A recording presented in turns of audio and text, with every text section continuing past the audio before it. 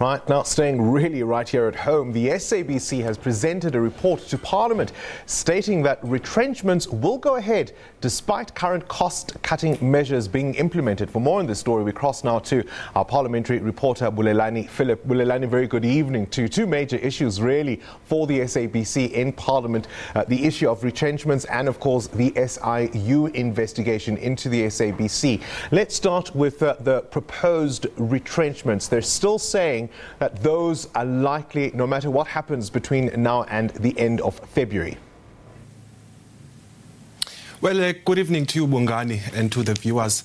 Basically, if you just take a step back, you'll recall that about 2 weeks ago, the SABC board was in Parliament to actually give an outline of how the retrenchment process is going to go ahead. Today, it was a follow-up on that meeting, essentially that the board still says that part and parcel of the plans of reducing costs in the SABC is to ensure that it reduces its wage bill, because it's one of the biggest cost drivers for the organization. And they are saying that at the moment, they're still trying to actually have consultation meetings with the labor unions. And the first meeting was actually earlier this month on the 13th of November. A follow-up meeting now is scheduled for the 12th and the 13th of December next month. But of course, the lawmakers are actually concerned that the SABC board and the executive seem to be pushing this issue of the wage bill without actually checking what other mechanisms or measures they can put in place to reduce costs, because they're saying that they must also consider the human element when it comes to retrenchments. And they're saying that if the retrenchments do go ahead, they must be the extreme last option that must be considered by the organization. Because also a big issue, as I said in my introduction, was the Special Investigating Unit's look at matters in the SABC and, of course, previous officials. Once again, the name of the former COO, Hlaudi Motsoeneng, coming up prominently. Yes, definitely, Bongani. That's one of the investigations that the SIU has been probing over the years. In the totality of things, what the SIU was saying that the value of contracts that they've been investigating that are now currently before the courts are about 166 million rand.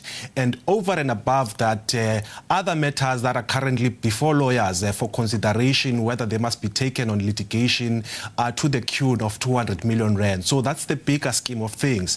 With regards to Mr. Motsoeneng, the matter that has been flagged for him is an amount of 21.7 million rand, which is allegedly paid to him as succession fees, as well as other matters relating to the appointments and dismissals of irregularly appointed personnel. Over and above that 21.7 million rand, the SIU has also flagged about 1.2 million rand that has been used by Motsoeneng to pay for his legal fees. So those are the amounts that they will be trying to recover from him.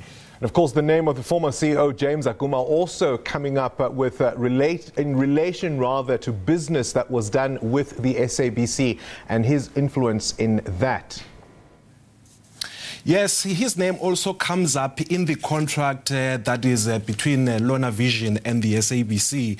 And the value of that contract is around 62.7 million rand. So that's one of the cases that is currently before the courts, and the SIU is moving full steam ahead to ensure that it recoups those amounts of monies. Right, we'll have to leave it there, Bulelani Phillip. Not very good news, I suppose, for staffers here at the SABC around those retrenchments. We'll certainly see how it unfolds in the coming months. That's, of course, our Bulelani Phillip in our parliamentary studios. Now,